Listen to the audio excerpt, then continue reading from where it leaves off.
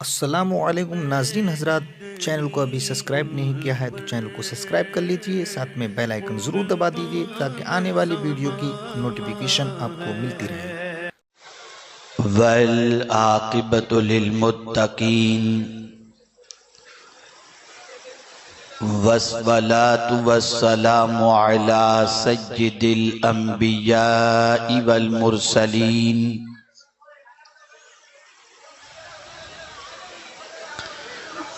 وعلى آلہ واصحابہ الطیبین الطاہرین، اما بعد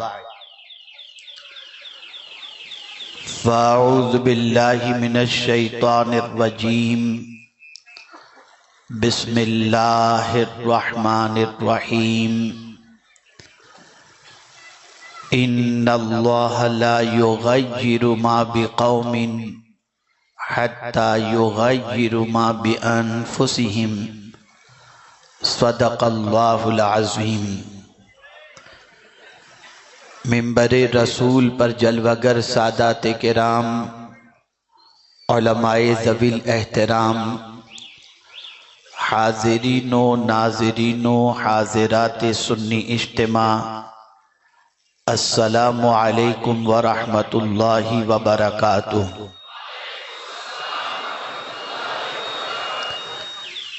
میرے پیارے آقا صلی اللہ تعالی علیہ وسلم کے پیارے دیوانوں، آیہ کریمہ کے جس حصے کی تلاوت کا میں نے شرف حاصل کیا، اس سے متعلق کچھ معروضات پیش کرنے سے پیشتر آقائے کریم رؤوف و رحیم علیہ التحیۃ والتسلیم کی بارگاہ بے کس پناہ میں جس طریقے سے میں پڑھاؤں، عقیدت و محبت میں ڈوب کر اسی طریقے سے درود و سلام کا نذرانہ پیش کریں۔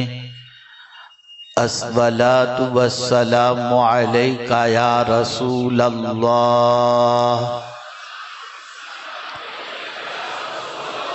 الصلاۃ والسلام علیک یا حبیب اللہ، الصلاۃ والسلام علیک یا نبی اللہ،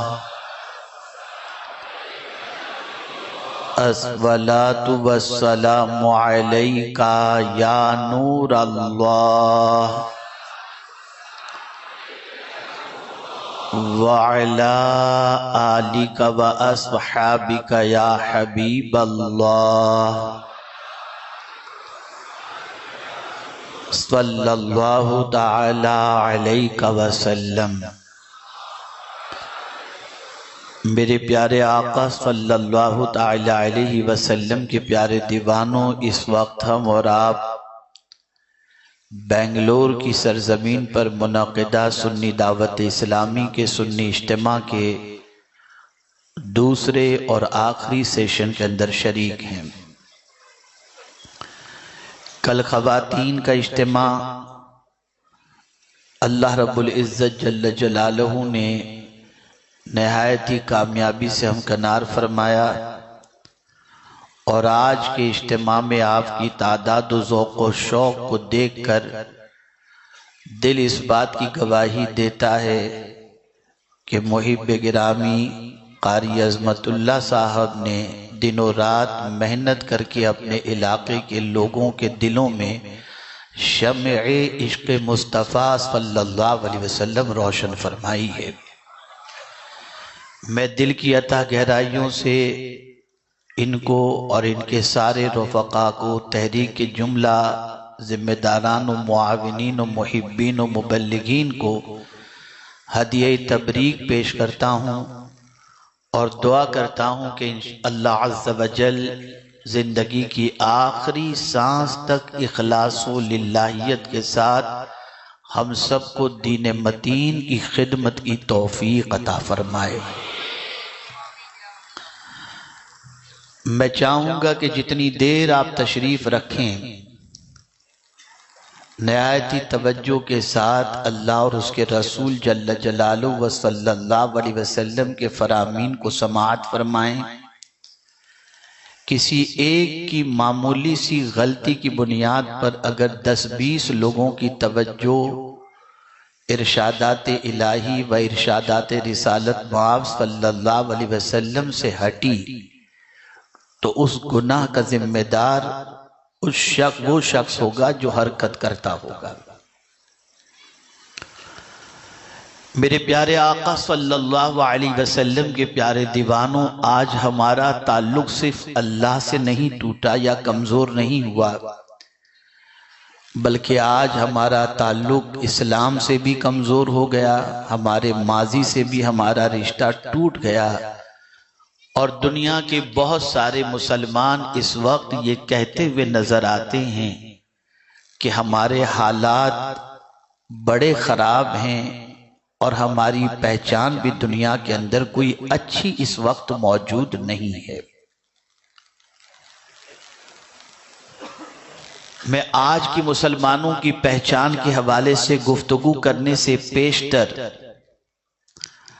آپ کو رسول گرامی وقار صلی اللہ علیہ وسلم کے دور پاک کی تھوڑی سی سیر کراؤں، اور میں آپ کو بتانا چاہوں گا کہ پیغمبر رحمت صلی اللہ علیہ وسلم نے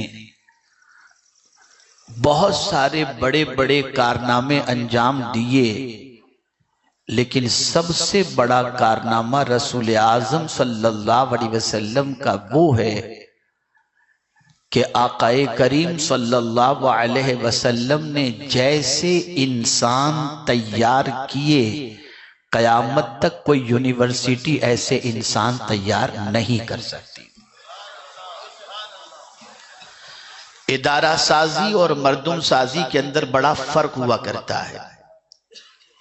دائیں جانب والے ذرا چپ بیٹھیں اور جو کھڑے ہیں وہ بھی بیٹھ جائیں، جہاں جگہ ملے۔ شور نہ کریں آپ لوگ، کوئی نہیں بولے گا۔ ایک مرتبہ درود شریف پڑھیں۔ اللہم صلی علی سیدنا و مولانا محمد معدن الجود والکرم و آلہ و اصحابہ و بارک وسلم صلاة و سلاما علیکہ یا سیدی یا رسول اللہ صلی اللہ تعالی علیہ وسلم۔ ادارہ بنانا آسان ہے، رسول رحمت صلی اللہ علیہ وسلم نے ادارہ سازی پر بھی توجہ فرمائی، لیکن انسان سازی، انسان بنانے پر زیادہ توجہ فرمائی۔ میں تھوڑا سا فرق ادارہ تیار کرنے میں اور انسان تیار کرنے میں جو ہے وہ میں آپ کو سمجھا دوں۔ مثال کے طور پر اگر بنگلور کے اندر کوئی ادارہ قائم ہوا تو جہاں ادارہ ہوگا وہاں لوگ آئیں گے، آنے کے بعد علم حاصل کریں گے، عمل کے زیور سے آراستہ ہوں گے، کچھ بنیں گے، لیکن یہ ادارہ ہر جگہ دوڑ کر انسان نہیں بنائے گا۔ ادارہ اپنی جگہ پر رہے گا، اور یہ ضروری نہیں ہے کہ بنایا ہوا ادارہ پرماننٹ رہے، بنایا ہوا ادارہ محفوظ رہے، بنایا ہوا ادارہ چلتا رہے، یہ گارنٹی قطعی طور پر نہیں ہے۔ لیکن اگر آپ نے انسان تیار کیے، ادارہ چل کر کہیں نہیں جاتا، لیکن انسان چل کر ہر جگہ پہنچتا ہے۔ جہاں جہاں بنا ہوا اور تیار شدہ انسان پہنچے گا، جہاں جہاں پہنچے گا وہ انسانیت کے گل کھلاتا چلا جائے گا۔ رسول اعظم صلی اللہ علیہ وسلم نے اس لیے انسان سازی پر توجہ فرمائی، اور کس اسٹیپ کے ساتھ میرے آقا صلی اللہ علیہ وسلم نے اچھے انسان تیار فرمائے، اور تیار فرمانے کے بعد پیغمبر رحمت صلی اللہ علیہ وسلم کے ان تیار کردہ انسانوں کے بارے میں اللہ نے کیا فرمایا، میں جب اس اینگل سے سوچتا ہوں تو میری عقل دنگ رہ جاتی ہے۔ کسی انسان کی تعریف، کسی مرید کی تعریف، کسی شاگرد کی تعریف، کسی شیخ کی تعریف یا کسی اسٹوڈنٹ کی تعریف اگر کوئی کرتا ہے تو انسان کرتا ہے۔ بیٹے کی تعریف باپ کرتا ہے، مرید کی تعریف استاد کرتا ہے، شاگرد کی مرید کی تعریف پیر کرتا ہے، شاگرد کی تعریف استاد کرتا ہے۔ لیکن یا رسول اللہ آپ کی عظمتوں پر قربان کہ آپ کے تیار کردہ انسانوں کی تعریف انسانوں کا خالق خود خدا کر رہا ہے۔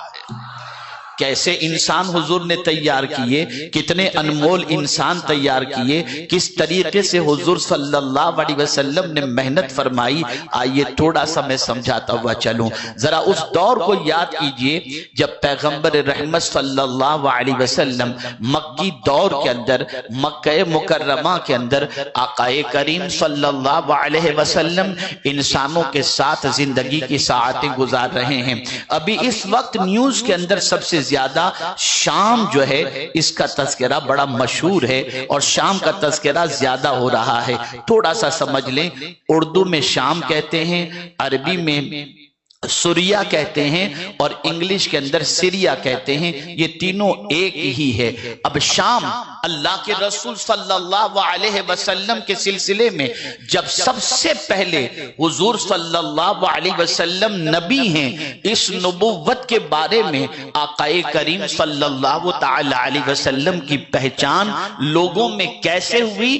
تو میرے آقا صلی اللہ علیہ وسلم کی عمر 12 سال کی تھی، اور پیغمبر رحمت صلی اللہ علیہ وسلم 12 سال کی عمر کے اندر ایک قافلے کے ساتھ سامان تجارت لے کر ملک شام تشریف لے گئے تھے۔ اور جب ملک شام سرکار صلی اللہ علیہ وسلم پہنچے تھے تو ایک درخت کے نیچے رسول اعظم صلی اللہ علیہ وسلم جب تشریف فرما تھے تو بحیرہ راہب نے جب اس درخت کے نیچے حضور کو سوتے دیکھا، حاضر ہوا اور سرکار صلی اللہ علیہ وسلم کے بارے میں جاننے کی کوشش کی، اور جب سرکار کی تفصیلات بتائی گئیں تو اس وقت بحیرہ راہب نے کہا تھا، میں گواہی دیتا ہوں یہ کوئی اور نہیں اللہ کے آخری نبی محمد صلی اللہ علیہ وسلم ہیں۔ جیسا کہ ہماری کتابوں کے اندر یہ نشانی بتائی گئی ہے کہ اللہ کے آخری نبی تشریف لائیں گے اور یہاں پر مصطفیٰ جان رحمت صلی اللہ علیہ وسلم یہاں پر آرام فرمائیں گے۔ اب تھوڑا سا میں آپ کو سمجھاؤں، رسول اعظم صلی اللہ علیہ وسلم کی نبوت کے بارے میں پہچان جب ہو رہی ہے، کس وقت ہو رہی ہے؟ تجارت کے موقع پر 12 سال کی عمر میں یہاں سے یہ بات سمجھ میں آئی، ایک اچھے انسان کی پہچان اگر کرنی ہو تو ذرا لین دین کر کے دیکھو، تجارت کر کے دیکھو، معاملات کر کے دیکھو تو تمہیں پتہ چل جائے گا یہ انسان کیسا ہے۔ رسول اعظم صلی اللہ علیہ وسلم نے تجارت کے سفر کے اندر اپنی شناخت، اپنی پہچان جس طریقے سے کروائی تھی، اللہ اکبر، اس قافلے کے بعد رسول اعظم صلی اللہ علیہ وسلم پھر دوسری مرتبہ شام کی طرف سامان تجارت لے کر گئے تھے۔ اس وقت رسول اعظم صلی اللہ علیہ وسلم کا نکاح نہیں ہوا تھا، حضرت خدیجۃ الکبریٰ رضی اللہ تعالی عنہ کا سامان تجارت لے کر سرکار ملک شام تشریف لے گئے تھے، اور ہمیشہ سے زیادہ نفع لا کر حضرت خدیجۃ الکبریٰ رضی اللہ تعالی عنہ کو سرکار صلی اللہ علیہ وسلم نے عطا فرمایا تھا۔ تو حضور کی جو عادتیں سفر کے اندر حضرت خدیجۃ الکبریٰ کے خادم نے دیکھیں، اور دیکھنے کے بعد جب رسول اعظم کے حوالے سے حضرت خدیجۃ الکبریٰ رضی اللہ تعالی عنہ نے دریافت کیا تو انہوں نے پوری داستان بتائی کہ کتنے امین ہیں، کتنے سچے ہیں، کتنے اخلاق کے پیکر ہیں، کتنے سچ بولنے والے ہیں، کتنے وعدے کے وفا کرنے والے ہیں، کتنے عبادت گزار ہیں، کتنے اخلاق کے پیکر ہیں۔ جب یہ ساری خوبیوں کو حضرت خدیجۃ الکبریٰ رضی اللہ تعالی عنہ نے سنا تو مصطفیٰ جان رحمت صلی اللہ علیہ وسلم کے لیے اپنی طبیعت کو مائل کر کے خود ہی نکاح کا پیغام عطا فرمایا۔ میں آپ سے پوچھنا چاہتا ہوں، اے رسول اعظم صلی اللہ علیہ وسلم کے دیوانوں، یہ اب پہچان کا سلسلہ شروع ہو رہا ہے۔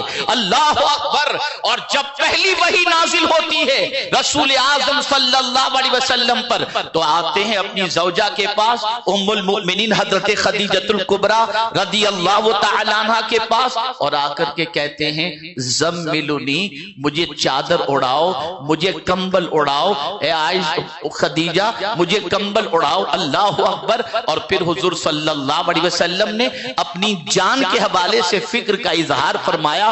تو قربان جائیے حضور کی اس آئیڈینٹی پر، اس پہچان پر पर कि रसूल आज़म सल्लल्लाहु अलैहि वसल्लम के बारे में हजरत खदीजतुल कुबरा रज़ियल्लाहु ताला अन्हा ने कहा, या रसूल अल्लाह, आपको आपका रब कभी ज़ाय नहीं करेगा, इसलिए कि आप तो मिस्कीनों का सहारा हो, आप तो रिश्तों को जोड़ने वाले हो, आप तो गरीबों के मदद करने वाले हो। इस तरीके से मुस्तफा जान रहमत सल्लल्लाहु अलैहि वसल्लम की खूबियां बयान फरमाई।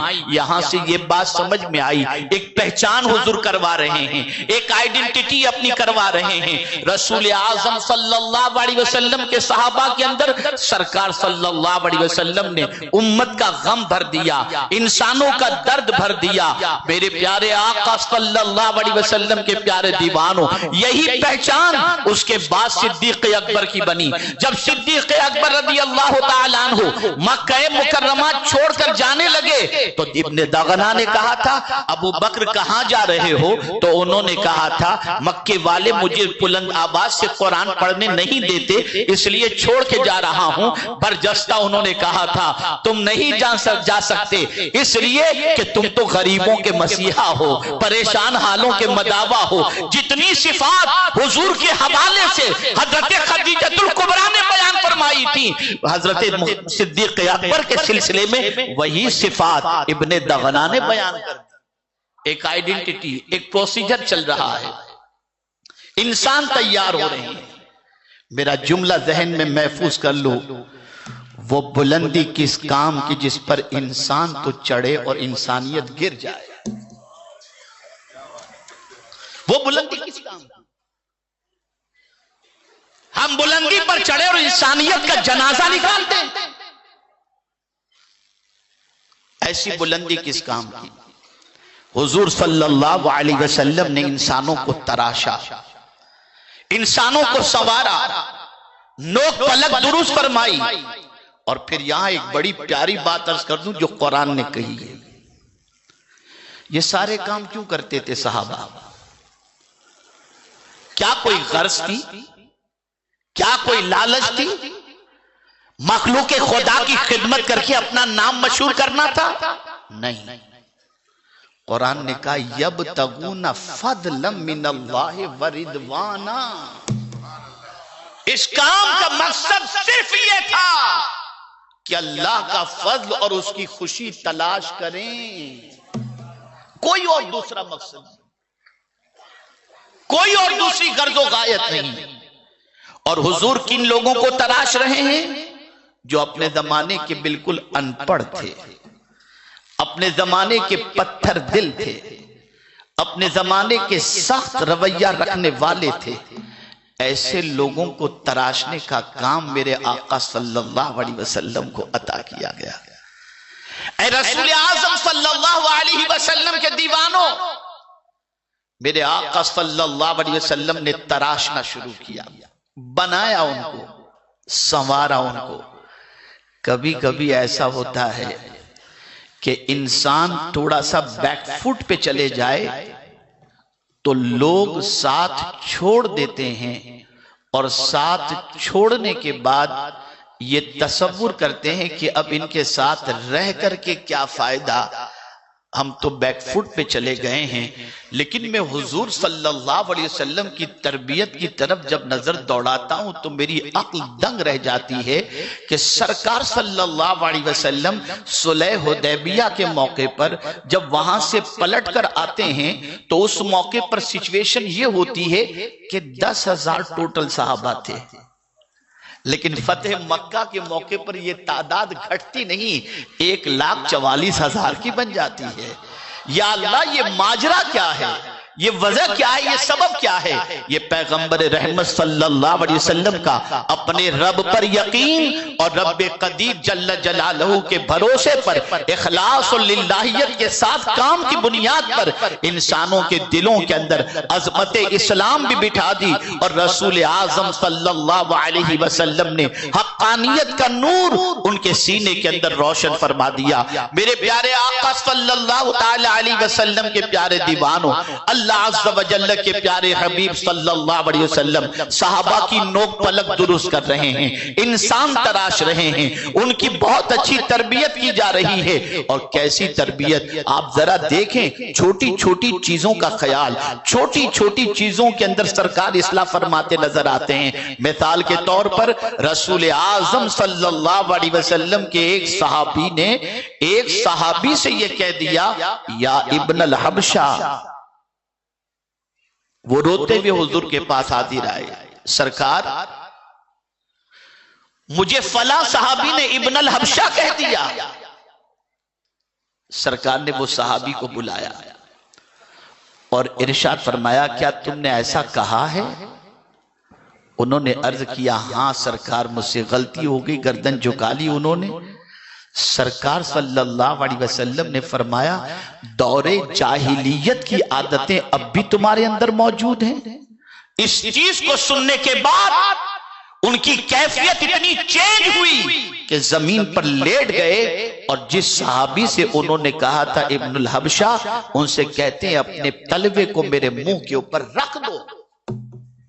لوگ پلک درست کی جا رہی ہے، سنوارا جا رہا ہے۔ اے رسول اعظم صلی اللہ علیہ وسلم کے دیوانوں، آپ ذرا سوچو، مکے کی زندگی کے اندر ظلم و زیادتی کا طوفان جب حضور صلی اللہ علیہ وسلم کے ماننے والوں پر بپا کیا جاتا ہے تو سب سہتے ہوئے نظر آتے ہیں، برداشت کرتے نظر آتے ہیں۔ اور تربیت کا ایک پہلو داعیان دین بھی سنیں اور اس کو ذہن کے اندر محفوظ رکھیں۔ رسول اعظم صلی اللہ علیہ وسلم نے جب تک مکے کے ارد گرد کے انسانوں کے لیے تربیت دینے والی جماعت تیار نہیں کی، حضور آگے نہیں بڑھے۔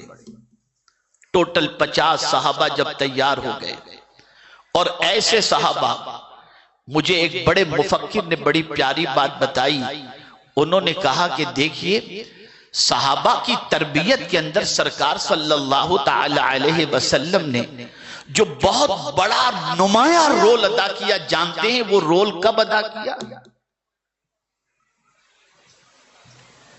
ایک مرتبہ درود شریف پڑھ لیں۔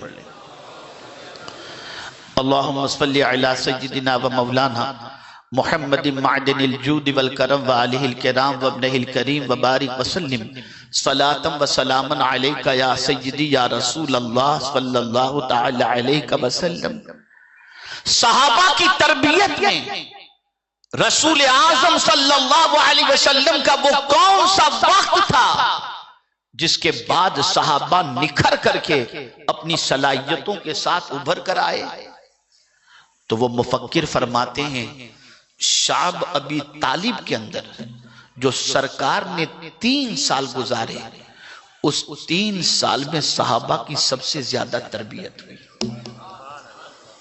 اس لیے کہ انہیں سرکار کی صبح بھی دیکھنے کا شرف حاصل ہوا، دوپہر بھی دیکھنے کا شرف حاصل ہوا، تکلیف میں صبر کرنے کا جو ہے اس کا پہلو بھی ان کے سامنے اجاگر ہوا۔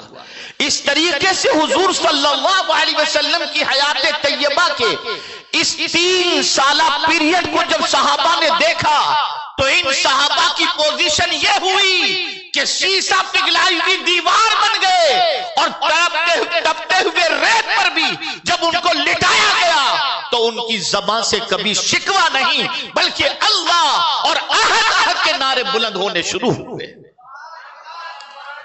یہاں سے یہ بات سمجھ میں آئی، انسان سن کر جتنا نہیں سیکھتا اتنا دیکھ کر کے سیکھتا ہے۔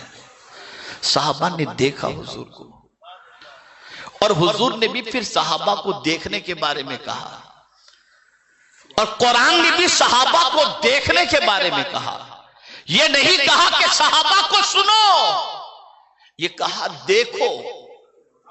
قرآن نے دکھایا، کیا کہہ کر دکھایا؟ تراہم رکعا سجدا، جب ان کو تم دیکھو گے تو خدا کے سامنے رکوع کرتے دیکھو گے اور سجدہ کرتے دیکھو گے۔ قرآن دکھا رہا ہے، قرآن دکھا رہا ہے۔ اے رسول اعظم صلی اللہ علیہ وسلم کے دیوانوں، یہ دکھانے کی وجہ کیا ہے؟ یہ دکھانے کی وجہ سب سے بڑی یہ ہے کہ انسان سن کر جو چیز کی قدر نہیں کرتا وہ دیکھ کر قدر کرتا ہوا نظر آتا ہے۔ دیکھا، اب یہ صحابہ تیار ہو رہے ہیں، حضور صلی اللہ علیہ وسلم طائف تشریف لے گئے، طائف سے پھر سرکار صلی اللہ علیہ وسلم واپس آئے۔ اب مکہ مکرمہ میں زندگی تنگ ہو رہی ہے، ستایا جا رہا ہے، لیکن قربان میرے آقا صلی اللہ علیہ وسلم کے صحابہ کی عظمت پر اور رسول رحمت صلی اللہ علیہ وسلم کی عظمت پر ان تراشے ہوئے اپنے غلاموں کو کیسا تراشا تھا۔ اللہ اکبر۔ آج اذان ہو تو مسجد کے لیے جانے کو کوئی تیار نہیں، نماز کے لیے تیار نہیں۔ میرے آقا کے صحابیوں، آپ کی عظمتوں پر قربان کہ آپ صرف نماز کے لیے گھر اور کاروبار چھوڑتے نظر نہیں آتے، مدینے کے تاجدار کے لیے مال، زر، وطن سب چھوڑتے نظر آتے ہیں۔ چلے ہجرت فرمائی سے گئے مدینہ منورہ۔ اب سرکار صلی اللہ علیہ وسلم نے جن لوگوں کو تیار کیا تھا حج کے ایام کے اندر، جو مدینے سے آئے تھے حج کے لیے، جن کو تیار کیا تھا وہ تیار شدہ وہاں پہنچے، کچھ دنوں کے تیار شدہ۔ اب ضرورت ہوئی تربیت کی، تو پروردگار کے پیارے حبیب صلی اللہ علیہ وسلم نے حضرت مصعب ابن عمیر رضی اللہ تعالیٰ عنہ کو ان کی تربیت کے لیے بھیجا۔ اب دیکھیں تراشے جا رہے ہیں، ادھر تربیت پائی، تربیت پا کر وہاں پہنچے۔ اب وہاں تربیت جب دے رہے ہیں تو پہلے سال تو 5 لوگ آئے تھے، لیکن دوسرے سال جب تربیت دینے والے وہاں پہنچے، اب حج کے لیے جب آ رہے ہیں تو اب یہ 5 کی تعداد نہیں، بڑھ کر کے کم و بیش 70 کی تعداد ہو چکی تھی، تیار ہو رہے۔ میرے پیارے آقا صلی اللہ تعالی علیہ وسلم کے پیارے دیوانوں، اب دیکھیں انسانیت، سرکار نے آنے والوں کو علم بھی دیا اور بھائیوں کا درد بھی دیا، بھائیوں کا درد بھی۔ وہ جب آپ کو میں سمجھاؤں گا تو بات اچھی طرح سمجھ میں آئے گی۔ جب وہ آئے، مکہ آئے، حج کے ایام میں تھے، اور جب مکے میں صحابہ کی زندگی کے بارے میں سنا کہ کوئی صحابی کو مارا جا رہا ہے، کسی کو ستایا جا رہا ہے، کسی کو کھانا نہیں دیا جا رہا، کسی کے کپڑے لے لیے جا رہے ہیں، اتنی تکلیفوں کے بارے میں جب سنا تو ان کی طبیعت بے چین ہو گئی کہ ہمارے بھائی اتنے غم کے اندر۔ اب جب وہ مدینے پہنچے تو اللہ کے رسول صلی اللہ علیہ وسلم نے ان کے دل کی کیفیت کو دیکھ کر جب سب کو مدینہ ہجرت کے بارے میں فرمایا تو وہی انسانیت جو ان کے اندر پیدا ہوئی تھی، رسول اعظم صلی اللہ علیہ وسلم نے انصار و مہاجر کے درمیان عقد مواخات قائم فرما دیا، اور فرما دیا ایک انصار ایک مہاجر کو اپنا بھائی بنا لے۔ خدا کی قسم کسی انصاری نے یہ نہیں کہا اللہ اکبر کہ ہم ان کو اپنا بھائی کیوں بنائیں، نہیں، وہ تربیت تھی مدینے کے تاجدار کی۔ کسی مومن کا غم تم دیکھنا نہیں، مومن کو غم میں دیکھ کر بے چین ہو جانا، یہ مصطفیٰ کے غلاموں کی سنت مبارکہ ہے۔ پھر یہ بھائی چارگی کا رشتہ ہوگا، یہ بھائی چارگی کا رشتہ حضور نے قائم کیا، اور یہ رشتہ اتنا مضبوط تھا کہ خونی رشتوں سے زیادہ رشتہ یہ سرکار صلی اللہ علیہ وسلم نے جو عقد مواخات فرمایا، یہ رشتہ ہوا۔ میرے پیارے آقا صلی اللہ علیہ وسلم کے پیارے دیوانوں، اب مدینے میں زندگی گزر رہی ہے،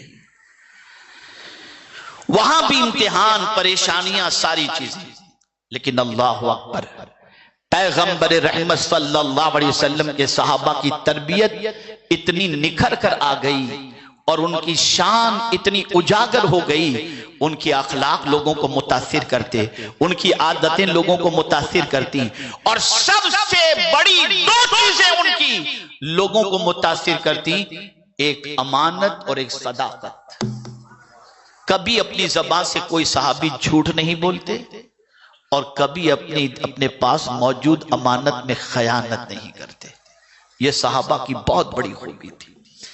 اور اسی کے ساتھ میرے پیارے آقا صلی اللہ تعالی علیہ وسلم کے پیارے دیوانوں، لوگوں سے اخلاق کے ساتھ پیش آنا، اپنے اور پرائیوں کے ساتھ اچھی طریقے سے ملنا، بھوکوں کی بھوک نہ دیکھ پانا، مریضوں کی عیادت کرنا، پریشان حالوں کی پریشانیاں دور کرنا۔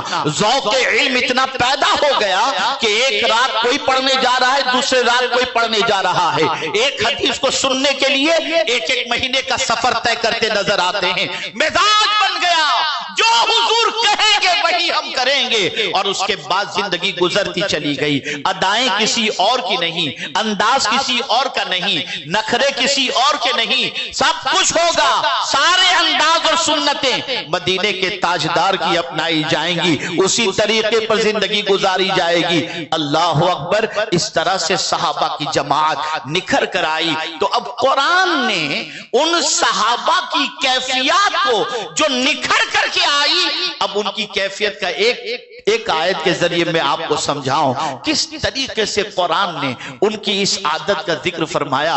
قرآن کہتا ہے رجال لا تلہیہم تجارت ولا بیع عن ذکر اللہ۔ اللہ اکبر۔ مرد دنیا میں لوگ اپنے آپ کو کہتے ہوں گے، لیکن قرآن کہتا ہے اگر مرد دیکھنا ہے تو مصطفیٰ کے صحابہ کو دیکھو، یہ ایسے مرد ہیں، ایسے مرد ہیں کہ جب اللہ کی طرف سے کوئی منادی ندا دیتا ہے تو خرید و فروخت چھوڑ کر اللہ کے منادی کی آواز پر لبیک کہتے ہوئے اللہ کے ذکر کی طرف دوڑتے چلے جاتے ہیں۔ پہچان بن گئی، پہچان بن گئی۔ اسی کے ساتھ راستہ چلنے کی ان کی پہچان۔ وَعِبَادُ الرَّحْمَنِ الَّذِينَ يَمْشُونَ عَلَى الْأَرْضِ هَوْنًا وَإِذَا خَاطَبَهُمُ الْجَاهِلُونَ قَالُوا سَلَامًا۔ پہچان بن رہی ہے۔ اللہ نیک بندوں کی پہچان بتا رہا ہے کہ وہ رحمان کے بندے جب زمین پر چلتے ہیں نا تو اکڑ کے نہیں چلتے، نرمی سے چلتے ہیں۔ آج ہی ایک جملہ میں نے قاری صاحب کو سنایا تھا، اس جملے کو ذرا سن لیجئے، ہو سکے تو زندگی بھر محفوظ کر لیجئے۔ انسان اس وقت تک اکڑتا ہے جب تک پکڑ نہیں ہوتی۔ انسان اس وقت تک اکڑتا ہے جب تک پکڑ نہیں ہوتی، اور کسی اکڑنے والے کی پکڑ نہ ہوئی ہو ایسا ہم نے کبھی دیکھا ہی نہیں۔ اس لیے قرآن نے رحمان کے بندوں کی چال بتایا، کبھی اکڑ کے نہیں چلتے، خرامہ خرامہ چلتے ہیں۔ اور قرآن نے منع بھی کیا وَلَا تَمْشِ فِي الْأَرْضِ مَرَحًا، زمین پر اکڑ کے مت چلو۔ اے رسول اعظم صلی اللہ علیہ وسلم کے دیوانوں، جہاں قرآن نے ان کی پہچان کرائی کہ دن میں وہ چلتے ہیں تو اس طرح سے چلتے ہیں کہ بالکل خرامہ خرامہ، وہی ان کی رات کا تذکرہ بھی قرآن نے کیا۔ وَالَّذِينَ يَبِيتُونَ لِرَبِّهِمْ سُجَّدًا وَقِيَامًا، وہ اپنی رات گزارتے ہیں تو سجدے میں گزارتے ہیں اور قیام میں گزارتے ہیں۔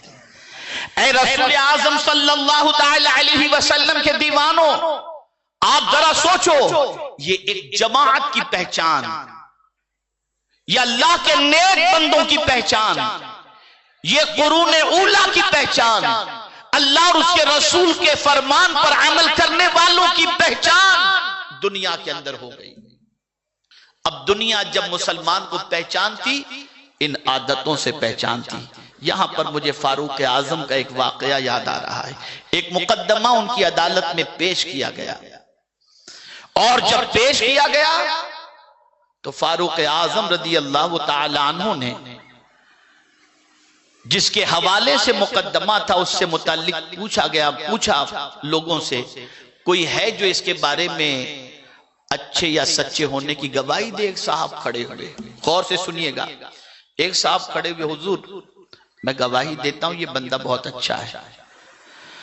تو فاروق اعظم رضی اللہ تعالیٰ عنہ نے فرمایا کس وجہ سے تم کہہ رہے ہو کہ یہ اچھا ہے؟ حضور یہ مسجد میں بہت آتا جاتا ہے۔ اتنے سے، غور سے سنیے، اتنے سے کسی کے اچھے ہونے پر مہر نہیں لگائی جا سکتی۔ اب پہچان، تو حضور کیسے پتا چلے یہ اچھا ہے؟ کہا 3 چیزوں سے پہچان، 3 چیزوں سے۔ کبھی اس کے پڑوس میں رہنے کا اتفاق ہوا؟ اس لیے کہ ایک پڑوسی اپنے پڑوسی کو اچھی طریقے سے جانتا ہے، ایک پڑوسی اپنے پڑوسی کو اچھی طریقے سے جانتا ہے کہ اس کے رات و دن کیسے ہیں، وہ کیا کرتا ہے اور کیا نہیں کرتا۔ تو پوچھا کیا اس کے پڑوس میں رہنے کا اتفاق ہوا؟ کہا نہیں۔ اور پڑوسی کی فضیلت تو اتنی ہے، اللہ اکبر، مصطفیٰ جان رحمت صلی اللہ علیہ وسلم فرماتے ہیں، بلکہ صحابہ کہتے ہیں کہ سرکار صلی اللہ علیہ وسلم فرماتی ہے، صحابہ کے پڑوسی کا مقام اتنا بیان کیا گیا کہ ہمیں لگا کہ کہیں وراثت کے اندر بھی پڑوسی کا حصہ نہ ہو جائے۔ اور حضور صلی اللہ علیہ وسلم فرماتے ہیں اگر کوئی شخص پیٹ بھر کر کے کھائے اور اس کا پڑوسی بھوکا سو جائے تو فرشتے رات بھر اس پیٹ بھرے ہوئے پر لعنت بھیجتے ہیں۔ یہ ہے پڑوسی۔ آپ کیا جانو پڑوسی کا حق کیا ہے، یہ ایک طویل ٹاپک ہے، پھر کبھی انشاءاللہ عرض کروں گا۔ تو فاروق اعظم فرماتے پڑوس میں رہنے کا اتفاق ہوا؟ تو کہا نہیں۔ کہا اچھا یہ بتاؤ کبھی معاملات اس کے ساتھ تم نے کیے، لین دین وغیرہ؟ کہا نہیں۔ کہا ایک انسان لین دین میں اچھی طریقے سے پہچانا جاتا ہے، معاملاتی زندگی کے ذریعے اس کی شناخت ہو جاتی ہے، اس کی پہچان ہو جاتی ہے۔ اور پھر تیسری بات انہوں نے فرمائی فاروق اعظم نے، کبھی سفر کا اتفاق ہوا اس کے ساتھ؟ کہا نہیں۔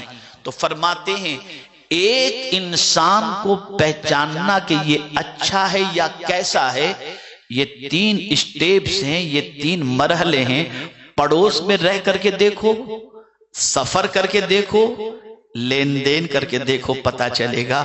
اب میں آپ کو کیا بتاؤں، آج تو پڑوسی کا معاملہ تو اللہ رحم و کرم فرمائے کہ پڑوسیوں کے ساتھ کیا سلوک ہوتا ہے۔ کبھی پانی اس کا بند کر دیا جاتا، کبھی کھڑکی اس کی بند کر دی جاتی ہے، کبھی کچرا اس کے گھر کے سامنے پھینک دیا جاتا ہے، کبھی گاڑی اس کے دروازے پر کھڑی کر دی جاتی ہے۔ یہ تو ہمارا حال ہے۔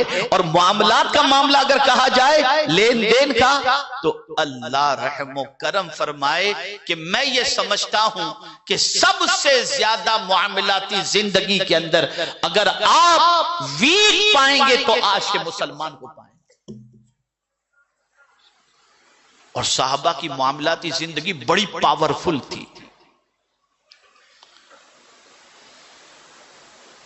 اور سفر میں ذرا آپ سفر کر کے دیکھ لیجئے، تب آپ کو پتا چلے گا۔ تو یہ 3 چیزیں، یہ ایک پہچان ہے۔ آپ سفر میں پہچانے جائیں گے، معاملاتی زندگی میں پہچانے جائیں گے، پڑوس میں رہ کر کے پہچانے جائیں گے۔ میرے پیارے آقا صلی اللہ علیہ وسلم کے پیارے دیوانوں، تاریخ بتاتی ہے کہ صحابہ کے پڑوس کے اندر کوئی رہتا تو صحابہ کے کردار کو دیکھ کر اسلام قبول کر لیا کرتا تھا۔ صحابہ سے کوئی لین دین کرتا تو ان کے وعدے کی وفا کی وجہ سے صحابہ کے ہاتھوں پر ایمان لے آتا۔ اور جب کبھی سفر کرتا تو کون نہیں جانتا فاروق اعظم کے سفر کو، کہ جب بیت المقدس کی چابی لینے کے لیے مدینہ منورہ سے جب نکلے تھے تو غلام کو، کسی اور کو نہیں، غلام کو، یہ نہیں کہ میں بس سفر پہ سواری پر میں رہوں گا تو گھسیٹتا رہے، نہیں، تھوڑی دیر تو سواری پر بیٹھے گا، تھوڑی دیر میں سواری پر بیٹھوں گا۔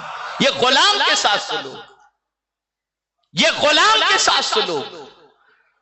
اے رسول اعظم صلی اللہ تعالی علیہ وسلم کے دیوانوں، یہ ہماری آئیڈینٹیٹی تھی، اور یہ آئیڈینٹیٹی اتنی پاورفل تھی کہ ایک طرف پروپیگنڈا تھا اور ایک طرف صحابہ کی نکھری ہوئی زندگی تھی۔ پروپیگنڈا کرنے والوں کو منہ کی کھانی پڑی، اور جو صحابہ کی زندگی دیکھتا کہہ اٹھتا تھا یہی سچا ہے اور اس کا دین سچا ہے۔ یہ پہچان تھی، یہ آئیڈینٹی تھی۔ غوث پاک کو دیکھو، خواجہ صاحب کو دیکھو، بابا فرید کو دیکھو، داتا صاحب کو دیکھو، بندہ نواز کو دیکھو، مخدوم سنہ کو دیکھو، امام عشق و محبت کو دیکھو۔ خدا کی قسم یہ وہ لوگ تھے جن کے قریب بیٹھنے کے بعد انسان کو خدا کی محبت یاد بھی آ جاتی اور دل اللہ کی محبت سے لبریز اور رسول اعظم کی محبت سے لبریز ہو جاتا۔ یہ پہچان تھی۔ جب یہ پہچان تھی تو اب آپ دیکھیں جن کو مکے میں رہنے کے لیے بظاہر مکان کی قلت تھی، لیکن جب انہوں نے اللہ عز و جل اور اس کے رسول صلی اللہ علیہ وسلم کے فرامین پر عمل کیا تو قرآن نے کیا کیا؟ قرآن کیا کہتا ہے؟ قرآن کہتا ہے کہ ان کے لیے آسمان کے دروازے کھول دیے گئے، اور جو بھی، یہ ایسا نہیں کسی ایک کے لیے، وَلَوْ أَنَّ أَهْلَ الْقُرَىٰ آمَنُوا وَاتَّقَوْا لَفَتَحْنَا عَلَيْهِمْ بَرَكَاتٍ مِّنَ السَّمَاءِ، اگر بستی والے ایمان لائیں اور تقوی اختیار کریں تو اللہ فرماتا ہے آسمان سے برکتوں کے دروازے ہم اس کے لیے کھول دیں گے۔ پتہ چلا کہ وہ لوگ جن کو مکے میں رہنا دشوار تھا، بعد میں ہم نے دیکھا کہ ان کے کردار اور ان کی زندگی کی بنیاد پر اللہ نے ان کے قدموں کے اندر بڑے بڑے سرماؤں کے تخت و تاج ڈال دیے، اور پھر یہی ہوا۔ حضرت فاروق اعظم کی حیات طیبہ دیکھتے ہیں تو عقل دنگ رہ جاتی ہے کہ اللہ اکبر اللہ اکبر، وہ فاروق اعظم جو مدینہ منورہ پہنچتے ہیں تو عقد مواخات کے ذریعے ایک انصاری بھائی کے بھائی بن جاتے ہیں، ایک دن تجارت کے لیے جاتے ہیں اور ایک دن رسول اعظم سے سیکھنے کے لیے جاتے ہیں۔ اور یہ بھی دیکھیے کیا سوچ بنائی تھی حضور صلی اللہ علیہ وسلم نے۔ صحابہ نے کہا تھا انصار نے آپ فکر نہیں کریں، رہیں اور کھائیں پیئیں، کہا نہیں نہیں۔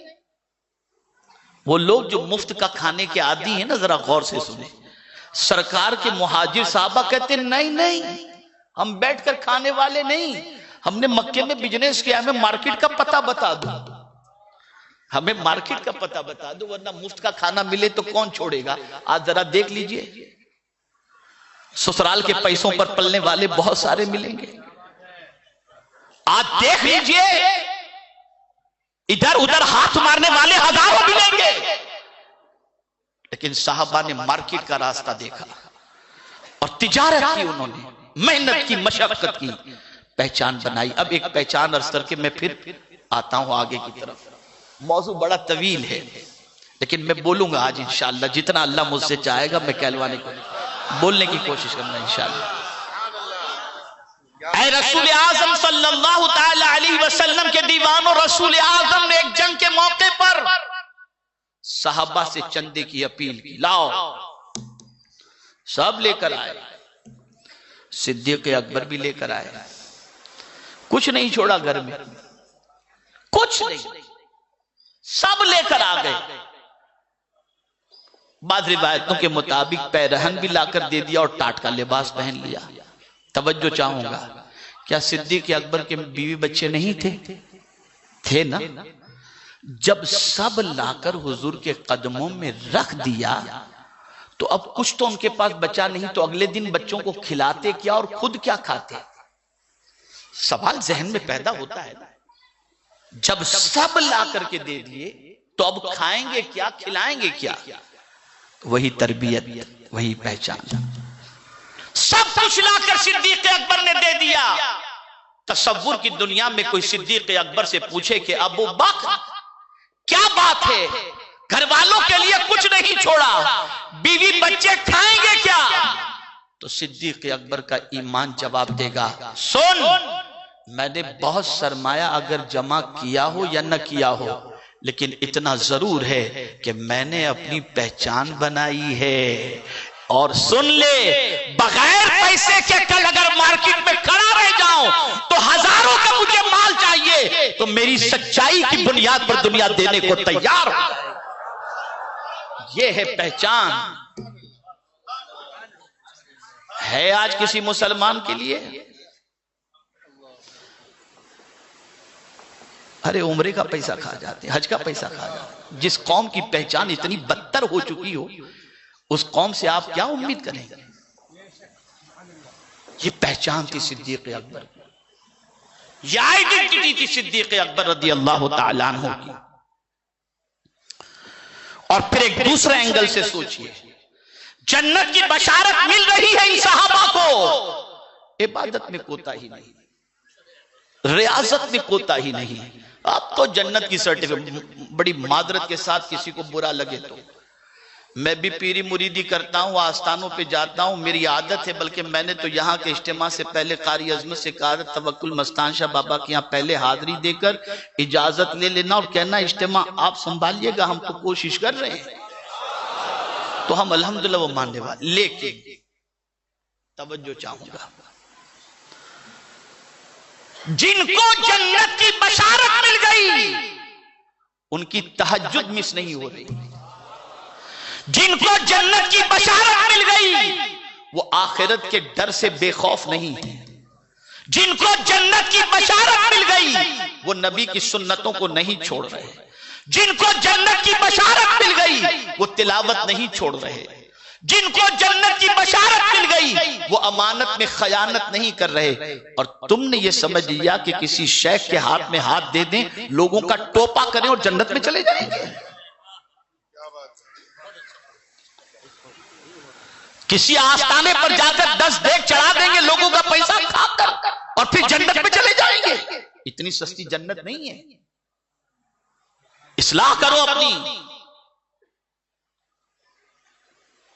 اگر کسی کے پاس 99 روپے حلال کے ہوں اور 1 روپیہ حرام کا ہو، توجہ چاہوں گا، 99 روپے حلال کے اور 1 روپیہ حرام کا، اور اس پیسے سے اگر کسی نے احرام خرید کر عمرہ کیا اس کا عمرہ قبول نہیں ہوگا۔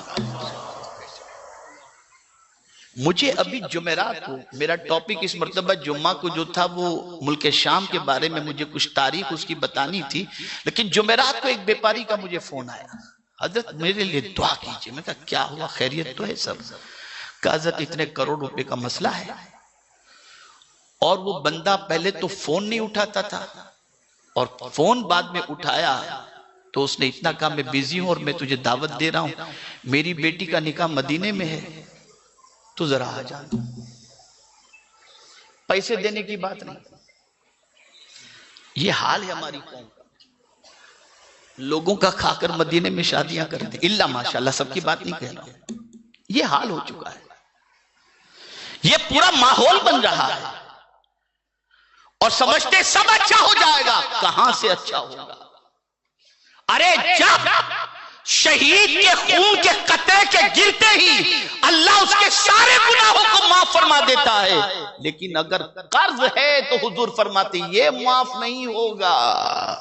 تو آپ مدینے کے چکر پہ چکر لگاتے رہو، لوگوں کا کھائے ہو، یہ معاف کبھی نہیں ہو سکتا۔ بلکہ حضور تو جب نماز جنازہ کے لیے کہا جاتا کسی میت کو رکھ کر سرکار نماز جنازہ پڑھائیں تو سرکار فرماتے تھے اس پر قرض ہے کسی کا؟ یہ حضور پوچھتے تھے، جب کہہ دیتے قرض نہیں تو نماز پڑھاتے۔ ایک صحابی کی نماز جنازہ حضور پڑھانے کے لیے کھڑے ہوئے پوچھا حضرت قتادہ سے قرض ہے؟ کہا ہاں حضور قرض ہے۔ کچھ پیسہ چھوڑا ہے اس نے پیچھے؟ کہا نہیں۔ کہا تم ہی پڑھ لو۔ کہا حضور میں ذمہ لیتا ہوں کہ میں اس کا قرض ادا کر دوں گا۔ پھر سرکار نے اس کی نماز جنازہ پڑھائی۔ یہ کیا سمجھتے ہو آپ دین کو؟ یہ پہچان حضور نے اس طریقے سے صحابہ کی پہچان اور یہ تعلیم عطا فرمائی۔ آج پورا معاملہ تتر بتر ہو چکا ہے، اور اس کے اندر ایک جماعت کا بڑا کلیدی رول ہے جس نے صرف 7 چیزوں کے اندر اسلام کو قید کر دیا، کلمہ، نماز، روزہ، حج و زکات، باقی سب چھوڑ دو، 40 دن کے لیے چلے جاؤ سارے گناہ معاف، لا حول ولا قوت۔ اگر یہی دین ہے تو پھر کربلا امام حسین گئے کیوں تھے؟ وہ اسی دین کو تو آزاد کرانے گئے تھے جس دین کو بتانے کے لیے ظالموں نے یہ پیش کیا تھا کہ یہ دین ہے، دین وہ نہیں ہے، دین تو وہ ہے جو حسین کی قربانی سے زندہ ہوا ہے، تاجدار کربلا کی قربانی سے زندہ ہوا۔ ایک بڑا نکتہ مجھے یاد آ رہا ہے، میں بتا دوں۔ دیکھیے قرآن شریف میں پریشانی کے بارے میں علاج بتایا گیا۔ استعینوا بالصبر والصلاۃ، صبر کا ذکر پہلے، صلاۃ کا ذکر بعد۔ صبر کا ذکر پہلے، صلاۃ کا ذکر بعد میں۔ بتایا یہ جا رہا ہے کہ تمہیں اتنا ستایا جائے گا، دیکھیے کربلا کا نقشہ سامنے آ جائے گا، تمہیں اتنا ستایا جائے گا، اتنا ظلم تم پر کیا جائے گا کہ اپنی طرف جھکانے کے لیے، جملے کو توجہ سے سنیے گا، اپنی طرف جھکانے کے لیے ظلم و زیادتی کا طوفان تم پہ بپا کیا جائے گا، یہاں تک کہ تمہارے صبر کا دامن چھوٹتا ہوا نظر آئے گا۔ اور جب کبھی ایسی کیفیت ہو جائے کہ صبر کا دامن چھٹنے لگے اور ظالم تمہیں اپنے پاس جھکانے کی کوشش کرے، تم فوراً خدا کے سامنے جھک جاؤ۔ اگر تم خدا کے سامنے جھک گئے تو یہ سجدہ تمہیں اتنا اٹھائے گا کہ مر گیا یزید، حسین آج بھی زندہ ہے، اتنا اٹھایا میرے قریب۔ یہ صبر کے ساتھ صلاۃ کا ذکر ہے۔ تو عرض یہ کر رہا تھا، یہ پہچان تھی۔ پڑوس میں رہنے والا مطمئن ہوتا تھا کہ ہماری بچیاں محفوظ رہیں گی کہ مسلمان کے پڑوس میں رہ رہی ہیں، کوئی ٹینشن نہیں ہوتا تھا، کوئی فکر نہیں ہوتی تھی، مسلمان سے لین دین کرو یہ پیسہ نہیں کھائے گا، مصطفیٰ کا دیوانہ ایک ایک پیسہ دودھ میں دھو کر کے ہمیں ادا کرے گا۔ یہ پہچان تھی، یہ آئیڈینٹی تھی۔ اور سرکار صلی اللہ علیہ وسلم نے پتھروں کے زخم برداشت کر کے، تکالیف کی وادیوں سے گزر کر ایسی جماعت تیار کی تھی کہ جس جماعت پر اللہ عز و جل کے فرشتے بھی ناز کرتے تھے، اور پروردگار جل جلالہ بھی ان کی صفات اور ان کی عادات کا ذکر اپنی کتاب کے اندر قیامت کے لیے محفوظ کر دیا اور بیان فرما دیا۔ اب آئیے، یہ ایک مختصر سی پہچان، اب اپنی پہچان دیکھ لیں، ہماری پہچان کیا ہے؟ جہاں آپ دیکھو رات کے 3 بجے تک گپ شپ، سمجھ لینا مسلمان کا محلہ ہے۔ جہاں گندگی اور بدبو آنے لگے، سمجھ لینا یہ مسلمان کا محلہ ہے۔ جہاں صبح و شام ماں باپ کی گالیاں، ماں بہن کی گالیاں دی جا رہی ہوں، سمجھ لینا یہ مسلمان کا محلہ ہے۔ جہاں رات کو 3 بجے گانوں کی آواز اور یوٹیوب اور ٹی وی وغیرہ چل رہا ہو، سمجھ لینا یہ مسلمان۔ ارے آپ کو میں کیا بتاؤں، کسی غیر مسلم کے محلے میں جائیے، 8-9 بجے کے بعد کوئی کلینک کھلی نہیں ہوتی، اور مسلم محلے میں جائیے 2 بجے تک کھلی رہتی۔ سب سے زیادہ کھانے پینے کی ہوٹلیں بھی آپ کو مسلم محلے ہی میں ملیں گے۔ یہ حال ہو گیا، یہ ہماری پہچان بن گئی، یہ ہماری آئیڈینٹی بن گئی۔ کہیں پروپیگنڈا ہے، کہیں حقیقت ہے، ہمیں دونوں کا اعتراف ہے۔ اے رسول اعظم صلی اللہ علیہ وسلم کے دیوانوں، اس پہچان سے کب تک جی پائیں گے ہم؟ کون ہمیں رسپیکٹ دے گا؟ کون ہماری عزت کرے گا؟ کون اپنے بچوں کو ہماری صحبت میں دے گا؟ کون ہمارے ساتھ دوستی کرنا پسند کرے گا؟ بلکہ ہم تو دیکھتے ہیں کسی مسلم اکثریتی محلے کے اندر اگر ایک بچہ ہائر ایجوکیشن حاصل کر لیتا ہے تو جلدی سے وہ اس محلے کو چھوڑنے کی فکر کرتا ہے کہ کہیں ایسا نہ ہو میرا بچہ بگڑ جائے، ڈرگز کا عادی بن جائے، شراب کا عادی بن جائے۔ یہ سچویشن ہے۔ پہچان بدلو، آئیڈینٹی بدلو۔ یہ سنی دعوت اسلامی کا سنی اجتماع صرف بھیڑ بھاڑ اکٹھی کرنے یا ناموری کے لیے نہیں ہے، یہ آپ کے اندر انقلاب پیدا کرنے کے لیے. بہت اہم جملہ یاد آ گیا، بس میرے رب کا کرم ہے کبھی کبھی کچھ عجیب باتیں آ جاتی ہیں. توجہ چاہوں گا، میری غلطی ہو تو علماء اصلاح فرمائیں. حضور کا ایک بڑا کام یہ تھا، حضور نظام بدلنے نہیں آئے تھے، مزاج بدلنے آئے تھے. اور جب مزاج بدلتا ہے تو نظام خود بخود بدل جاتا ہے. مزاج بدلو، سوچ بدلو، فکر بدلو.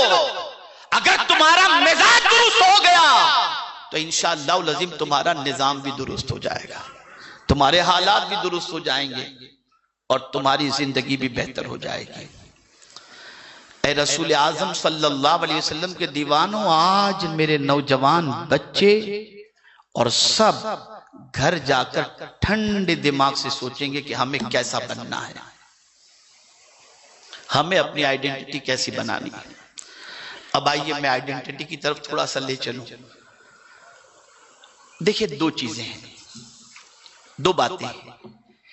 ایک چیز ہے، ایک ذات ہے. بہت غور سے سنیے گا، اسپیشلی یوتھ سے میں عرض کروں گا. ایک چیز ہے اور ایک ذات ہے.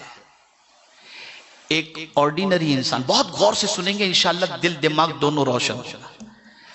ایک آرڈینری انسان جس کا کوئی نام نہیں، جس کی کوئی پہچان نہیں، وہ اگر مرسیڈیز میں بیٹھ کر کے کسی علاقے میں پہنچ جائے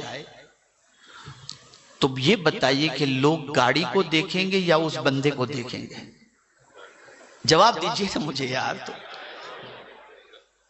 کس کو دیکھیں گے؟ گاڑی کو دیکھیں گے. اس بندے کو کوئی دیکھے گا؟ نہیں دیکھے گا. لیکن اگر کوئی سیلیبریٹی آ جائے تو رکشہ سے اترے تب بھی لوگ رکشہ کو دیکھیں گے یا سیلیبریٹی کو دیکھیں گے؟ بڑی کار کے اندر آ جائے، بڑی گاڑی میں آ جائے، لوگ گاڑی کی طرف توجہ نہیں دیں گے. حضور مفتی اعظم علیہ رحمہ کو ہم نے دیکھا ہے رکشہ میں، لیکن جب وہ اترتے تھے تو لوگ رکشہ یا کوئی چیز نہیں دیکھتے تھے، حضور مفتی اعظم ان کو ٹک ٹکی باندھ کے دیکھا کرتے. آپ دنیا میں جتنے بھی مشائخ ہیں ان کی زندگی اٹھا کر کے دیکھو، انہوں نے اپنی پہچان بنائی، چیزوں سے پہچان نہیں بنائی، کردار سے پہچان بنائی ہے. آج ہمارا سب سے بڑا پرابلم یہ ہے، پیسہ آیا، بڑا موبائل، بڑی گاڑی، بڑا بنگلہ. میاں اس سے تمہاری پہچان زندہ نہیں رہے گی، تمہیں اپنی پہچان خود اپنے سے بنانی پڑے گی. اپنی پہچان خود سے بناؤ، ایسے بن جاؤ کہ تم برانڈ بن جاؤ، تم پہچان بن جاؤ، تمہاری آئیڈینٹی. اور یہی صحابہ کی پہچان تھی. آپ سوچئے یار، پیون والا لباس پہنتے تھے خواجہ صاحب، لیکن پہچان کیا؟ بادشاہ بھی بھیک مانگنے کو حاضر. بادشاہ، یہ پہچان تھی ان کی، یہ آئیڈینٹی تھی ان کی. آج ہم بھاگے ہیں چیزوں کے پیچھے اور اس چیزوں سے اپنی عزت بڑھانا چاہتے. میاں ایک انچ بھی عزت نہیں بڑھے گی. اور چیزوں کی بھی بات آپ کو بتا دوں، آپ نے پیسے لگا دیے، ایک مرسیڈیز خرید لی، 2 دن بڑی اچھی لگی، تیسرے دن آپ نے توجہ ہٹا دی اور 10 سال کے بعد اس کی ویلیو 0 ہو جائے گی، آدھی ہو جائے گی، کم ہو جاتی ہے. توجہ چاہوں گا جملے پر. نیا موبائل نکلا، آپ نے خریدا، چند دن استعمال کیا، اس کی ویلیو گھٹ گئی، ویلیو گھٹ گئی. لیکن اگر آپ کا کردار اچھا ہے تو عمر بڑھتی جائے گی، عزت بڑھتی جائے گی، ویلیو بڑھتی چلی جائے گی. مجھ سے امریکہ میں شکاگو کے اندر ایک نوجوان سے ایک مجمع تھا، میں تقریر کر رہا تھا اور میں نے کہا کہ اللہ عز و جل ارشاد فرماتا ہے وَمَن يُطِعِ اللَّهَ وَرَسُولَهُ فَقَدْ فَازَ فَوْزًا عَظِيمًا. جس نے اللہ اور اس کے رسول کی اطاعت کی، اللہ اسے بڑی کامیابی عطا فرماتا ہے. تو وہ نوجوان کہتا ہے حضرت معذرت، اگر میری بات بری لگے تو معاف کیجئے گا. میں نے کہا نہیں کوئی بات نہیں بیٹے بتاؤ. تو اس نے مجھ سے کہا کہ حضرت آپ جب آئے امریکہ، ایئرپورٹ پر آپ کو ریسیو کرنے کے لیے 1 یا 2 گاڑی پہنچی، اور آپ سے پہلے 2-4 روز پہلے فلاں ہیرو آیا تھا، تو پورا یعنی میڈیا، گاڑیوں کی قطار، یہ ساری چیزیں ادھر، اور اس کا فنکشن ابھی 2 دن کے بعد ہے۔ آپ تو نیاز کھلا کے پروگرام کرتے ہیں، وہ تو ٹکٹ خرید کر انسان کو جانا پڑتا ہے۔ تو حضرت ہم لوگ تو گلیمر کی دنیا کے لوگ ہیں، ہم کو تو دکھتا تو یہ ہے کہ جو اللہ کی نافرمانی کر رہا ہے اس کو کتنی عزت ہے، اور آپ تو اس کے مقابلے میں اللہ کی زیادہ فرما برداری کرتے ہیں۔ تو ہم دیکھتے ہیں کہ لے لے ایک گاڑی نیاز کھلا کے پروگرام کے اندر، تو زیادہ تو ادھر کامیابی نظر آتی ہے، ادھر تو کم نظر آتی ہے۔ یہ کیا معاملہ ہے؟ میں نے کہا بیٹے بہت اچھی بات تم نے کی، اب سن لیں۔ ہیرو جتنا بوڑھا ہوتا ہے اس کی پکچر جتنی فلاپ ہوتی ہے اس کی عزت ختم ہو جاتی ہے، پرماننٹ اس کی عزت بوڑھا ہوتا جاتا ہے۔ بے ہٹاؤ اس کو، سائیڈ لائن کرو۔ لیکن دین ایسی چیز ہے، اللہ اور اس کے رسول کی اطاعت ایسی چیز ہے، اس اطاعت کے ساتھ انسان جتنا بوڑھا ہوتا ہے اس کی عزت بڑھتی چلی جاتی ہے، اور یہ عزت ٹیمپریری نہیں ہوتی، مرنے کے بعد بھی اللہ تعالیٰ اس کو عزت عطا فرماتا ہے۔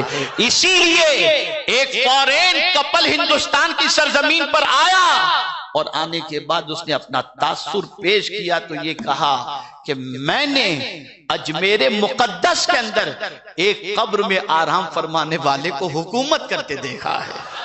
کیا چیز؟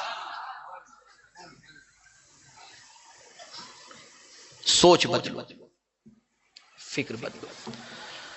تو ایک چیز تو آپ نے یہ سمجھ لی کہ چیزوں سے عزت مت بناؤ، اخلاق سے عزت بناؤ، علم سے عزت بناؤ، کردار سے عزت بناؤ، معاملاتی زندگی سے عزت بناؤ۔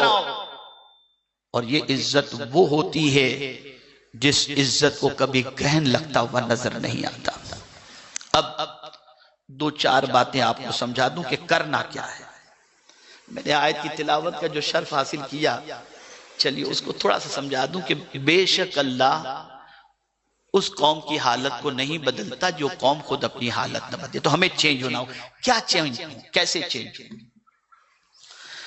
جملے پر توجہ چاہوں گا۔ احوال بنتے ہیں اعمال کے بننے سے۔ آپ کے احوال اس وقت درست ہوں گے جب آپ کے اعمال درست ہوں گے۔ تو اعمال کو درست کر لو، اپنی عادتوں کو درست کر لو، اپنے کردار کو درست کر لو، اور پھر اگر درست ہو گیا تو قرآن کہتا ہے تجھے ڈرنے کی کوئی ضرورت نہیں۔ ان الذین آمنوا وعملوا الصالحات سیجعل لهم الرحمن ودا، بے شک جو ایمان لایا اور نیک عمل کیا، رحمان ان کی محبت لوگوں کے دلوں میں پیدا فرما دے گا۔ اب یہ اللہ کی ذمہ داری ہے، وہ محبت پیدا فرمائے گا۔ تو اپنے آپ کو چینج کرو۔ نمبر 1، چینج کرو اپنے آپ۔ جب تک خود چینج نہیں ہوں گے حالات چینج نہیں ہو سکتے۔ ہمارے یہاں بڑا عجیب مسئلہ ہے، نماز پڑھو، حضرت کیا بتائیں بہت ٹینشن میں۔ ارے بھائی ٹینشن کا سولوشن ہی تو نماز میں ہے۔ تو ٹینشن لے کر کے بیٹھا ہے تو علاج کر، نماز پڑھ، ٹینشن دور ہو جائے گا۔ لیکن بولے پہلے ٹینشن دور ہو پھر نماز، تو کبھی ٹینشن دور نہیں ہوگا۔ تم چینج کرو اپنے آپ، بدلو اپنے آپ کو۔ تم جب اپنے آپ کو چینج کرو گے تمہارے حالات خود بخود بدل جائیں گے۔ ایک واقعہ عرض کروں، حضرت حبیب عجمی رضی اللہ تعالی عنہ توبہ سے پہلے سود کا کاروبار کرتے تھے، انٹریسٹ کا۔ تو سچویشن یہ تھی کہ لوگ بڑی عجیب نگاہ سے ان کو دیکھتے تھے، اور ان کی عادت تھی کہ جس کسی کو سود پر رقم دیتے کبھی اس کے گھر مانگنے جاتے تو سود لیے بغیر کبھی نہیں آتے تھے۔ ایک بار گئے ایک گھر پر سود مانگنے کے لیے، تو گھر پہ خاتون تھی، کہا میرے شوہر تو نہیں ہے، کہا تم کو معلوم ہے میں جس گھر جاتا ہوں وہاں سے خالی ہاتھ نہیں لوٹتا، جو ہو تمہارے پاس دے دو۔ اس کے پاس موجود تھی، یعنی کچھ گوشت موجود تھا، اس نے اٹھا کر دے دیا، بس یہی ہے۔ حبیب عجمی لیے سود کا کاروبار کر رہے تھے، سود وہ گوشت لے کر گھر پر آئے، بیوی سے کہا پکاؤ، بیوی نے جیسے ہی پکایا تو خون بن گیا، وہ گوشت خون بن گیا۔ بیوی نے اپنے شوہر سے کہا آپ کو میں نے پہلے ہی کہا تھا کہ یہ کام چھوڑ دو، لیکن آپ مانتے نہیں ہو۔ بس دل کے اندر ایک انقلاب پیدا ہوا۔ وہ دور حضرت حسن بصری رضی اللہ تعالیٰ عنہ کا دور تھا۔ کون حضرت حسن بصری؟ جو مولا علی کی آغوش میں پرورش پائے۔ گئے وہ حضرت حسن بصری کی محفل میں، محفل جمی ہوئی تھی، مجمع لگا ہوا تھا۔ توبہ پر حضرت حسن بصری علیہ رحمہ خطاب فرما رہے تھے، اور دوران خطاب حضرت حسن بصری رضی اللہ تعالیٰ عنہ نے فرمایا سچے دل سے توبہ کر لو۔ اگر آج حبیب عجمی بھی سچے دل سے توبہ کر لے تو اللہ اس کے گناہ کو معاف کر دے گا۔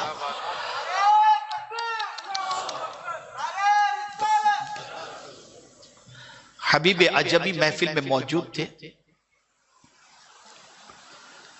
انہوں نے کہا حضور پھر ایک مرتبہ، کہا آج اگر حبیب عجمی بھی توبہ کر لے تو اللہ اس کی توبہ قبول کر لے گا۔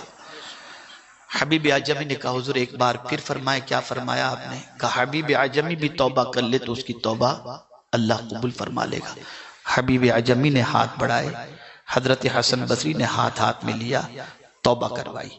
لیکن حبیب عجمی جب اس محفل کی طرف آ رہے تھے نا تو راستے میں کھیلتے ہوئے بچوں نے حبیب عجمی کو دیکھا تو کہا سینہ کنارے پہ ہو جاؤ، کنارے پہ ہو جاؤ، ایک سود خور آ رہا ہے، اگر اس کے پیر کی مٹی بھی اڑی نا تو اپنے برباد ہو جائیں گے۔ یہ بچے کہہ رہے تھے۔ ادھر حبیب عجمی نے توبہ کی۔ اب توبہ کر کے جب پلٹے ہیں، توبہ کر کے جب پلٹے ہیں تو وہی کھیلنے والے بچوں نے جب حضرت حبیب عجمی کو دیکھا تو کہا دیکھو اللہ کا ولی حضرت حبیب عجمی آ رہا۔ اور پھر حضرت حبیب عجمی کو توبہ کرنے کے بعد اللہ نے وہ مقام عطا فرمایا کہ میں آپ کو بتا نہیں سکتا۔ ایک بار حضرت حبیب عجمی نماز پڑھا رہے تھے اور حضرت حسن بصری پہنچ گئے، وہ مصلی پر پہنچ گئے تھے۔ عجمی ہونے کی وجہ سے حضرت حبیب عجمی کے آپ نے حضرت حسن بصری نماز نہیں پڑھی تو اللہ اکبر جانتے ہیں۔ ایک رات اللہ کی بارگاہ میں حضرت حسن بصری عرض کرتے ہیں مولا میں چاہتا ہوں مزید تیرے قرب کی دولت سے مالا مال ہو جاؤں، تو جواب آتا ہے اگر حبیب عجمی کے پیچھے نماز پڑھ لی ہوتی تو مزید قرب کی دولت سے مالا مال کر دیتا۔ آدمی بدل جائے تو حالات بدل جاتے ہیں۔ بدلو اپنے آپ کو، چینج کرو اپنے آپ کو۔ احوال اس وقت بدلیں گے جب اعمال درست ہو جائیں گے، پہلی چیز۔ دوسری چیز، میرے پیارے آقا صلی اللہ علیہ وسلم کے پیارے دیوانوں، ہم لگے ہیں دنیا سنوارنے کے اندر، لیکن کبھی کبھی ایسا ہوتا ہے کہ دنیا کے سنوارنے کے اندر نہ دنیا سنورتی ہے نہ آخرت سنورتی ہے۔ جملے پہ توجہ چاہوں گا، نہ دنیا سنورتی ہے اور نہ آخرت سنورتی ہے۔ لیکن اگر کوئی شخص آخرت سنوارنے میں لگ جائے تو اس کی دنیا بھی سنور جاتی ہے اور آخرت بھی سنور جاتی ہے۔ ذہن میں رکھیے، ہمیشہ اس فکر میں رہو کہ آخرت برباد نہ ہو، اور اگر کوئی آخرت سنوارنے کی کوشش کرے تو اللہ اس کی دنیا کو خود بخود سنوار دیا کرتا ہے۔ آپ کو یہاں پر ایک واقعہ بتاؤں۔ خلیفہ ہارون رشید بیٹھے ہوئے تھے کھڑکی میں، امام ابو یوسف رحمت اللہ تعالی علیہ اپنے دو شاگردوں کے ساتھ مسجد کی طرف بڑھے۔ توجہ چاہوں گا، دو شاگردوں کے ساتھ مسجد کی طرف بڑھے۔ اب جیسے ہی آپ نے اپنے جوتے اتارے نا تو دونوں شاگرد جوتے پر ٹوٹ پڑے۔ آخر میں یہ ہوا کہ ایک جوتا ایک شاگرد نے اٹھایا، ایک جوتا ایک شاگرد نے اٹھایا۔ خلیفہ ہارون رشید دیکھ رہے تھے۔ پھر مسجد میں انٹر ہوئے تو پھر انہوں نے ایک چادر پھیلا دی دونوں شاگردوں نے، اور اس کے اندر چادر رکھ دی تاکہ دونوں جوتوں کا فیض دونوں کو ملے۔ سوچ دیکھیے، ایک ایک جوتے کا نہیں، دونوں جوتوں کا فیض ملے۔ خلیفہ ہارون رشید نے جب یہ منظر دیکھا نا تو ایک ٹھنڈی سی آہ کھینچی، سرد آہ کھینچی۔ بیوی نے کہا کیا ہوا؟ کہا بادشاہ ہم نہیں، بادشاہ تو یہ ہیں، ہمارے تو کوئی جوتے اٹھانے والا نہیں۔ اور ان کے جوتوں کے لیے اتنی عقیدت کا اظہار یہ کر رہے ہیں. حقیقت میں بادشاہ یہ ہیں، ہم نہیں ہیں. اے رسول اعظم صلی اللہ علیہ وسلم کے دیوانوں، وجہ کیا ہے؟ پوری زندگی آخرت سنوارنے میں گزار دی. اگر تم آخرت سنوارنے کی فکر کرو، دنیا خود بخود اللہ تعالیٰ سنوار دے گا. تیسری چیز، ہمارا اس سے تعلق خراب، اس سے تعلق خراب، یہ روٹ گئے، یہ راضی، یہ ناراض، چلا یہ سب مسئلہ. ایک نسخہ دے دیتا ہوں. اللہ سے تعلق مضبوط کرو، بندوں سے خود بخود مضبوط ہو جائے گا. اللہ سے تعلق مضبوط کرو، بندوں سے خود بخود تعلق مضبوط ہو جائے گا. ہم سب کو منانے میں لگے ہیں، قدرت کو منانے میں نہیں لگے. اس سے تعلق کمزور کرو گے، سارے تعلق کمزور ہو جائیں گے، اور اس سے تعلق مضبوط کر لو گے، سارے تعلق مضبوط ہو جائیں گے. اب ہمیں اپنی پہچان بنانی ہے. پہچان اس طریقے سے، علم، اسے حاصل کرنے میں لگ جاؤ. علم کے ساتھ عمل کی طرف توجہ دو. تیسری چیز، کمانے میں لگ جاؤ. فضول کوئی بھی نہ بیٹھے، فالتو کوئی وقت نہ گزارے، کوئی ٹائم پاس نہ کرے. ایک ایک لمحے کی قدر کرو اور کمانے میں لگو. میں آپ کو بتاؤں، یہ تعلیم جو ہے نا، یہ جو اسکول کالجز وغیرہ میں ہوتی ہے، ٹھیک ہے اپنی جگہ پر، اس سے انکار نہیں، لیکن اس کے ساتھ، تعلیم کے ساتھ ساتھ اپنے بچوں کو کچھ ہنر بھی سکھاؤ. کچھ ہنر بھی انہیں سکھاؤ، تاکہ وہ تعلیم کے ساتھ ساتھ کمانے کے لائق بن جائے. آج کل بہت سارے کورسز ہیں جسے کرنے کے بعد کمائی، اس کی ارننگ وغیرہ کا سلسلہ شروع ہو جاتا ہے. تو کماؤ. ہاتھ پھیلا کر زندگی گزارنے سے بہتر ہے محنت کر کے کماؤ. تو اس کی طرف توجہ دو، اور اسی کے ساتھ اپنی راتوں کو اچھی کرو. اپنی راتوں کو اچھی کرو. دن خود بخود اچھا ہو جائے گا. دن کو اچھا کرو، رات خود بخود اچھی ہو جائے گی. اور اسی کے ساتھ لغویات سے بچو، فضول چیزوں سے بچو. رات کو سونے سے پہلے کچھ سیکھ کر کے سویا کرو. رسول رحمت صلی اللہ علیہ وسلم پر درود شریف کثرت سے پڑھا کرو. اور میرے پیارے آقا صلی اللہ علیہ وسلم کے پیارے دیوانوں، آخری بات، اس پر میں اپنی گفتگو ختم کرتا ہوں. سوسائٹی اور دوستوں کا اثر زندگی پر ہوتا ہے، اس لیے حضور نے یہیں پر سب سے بڑی ذمہ داری سونپی. یہیں پر صحابہ سنور گئے، صحابہ سنور گئے، لیکن اب ایک صحابی سنورے ہیں، گھر کا ماحول کیسا ہے پتہ نہیں، پڑوس کا ماحول کیسا ہے پتہ نہیں، رشتہ دار کیسے ہیں. تو سرکار نے قید لگا دی، کلکم راعین وَكُلُّكُمْ مَسْئُولٌ عَنْ رَعِيَّتِهِ. ہر شخص ذمہ دار ہے، اس کے ماتحت والوں کے بارے میں قیامت میں اس سے سوال پوچھا جائے گا. تو ضرورت اس امر کی ہے، خود بھی سنورو، اپنے گھر والوں کو بھی سنوارو. ماحول ایسا بناؤ کہ جو تمہارے قریب آ جائے اس کے دل میں فکر امت مصطفیٰ پیدا ہو جائے. جو تمہارے قریب آ جائے اسے اچھا انسان بننے کی تڑپ پیدا ہو جائے.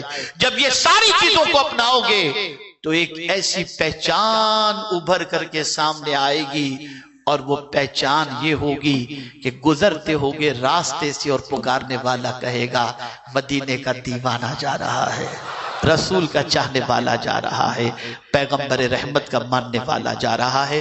یہ ابھی اس کے کئی گوشے اور قرآن کی کئی آیتیں باقی ہیں. میں انہی کلمات خیر پر اپنی گفتگو کو ختم کرتے ہوئے یہ آپ سے مؤدبانہ گزارش کرتا ہوں، ایسی سنگت اختیار کرو جس سنگت میں بیٹھنے کے بعد آپ کی آئیڈنٹیٹی اتنی پاورفل بن جائے کہ لوگ آپ سے محبت کرنے لگ جائیں.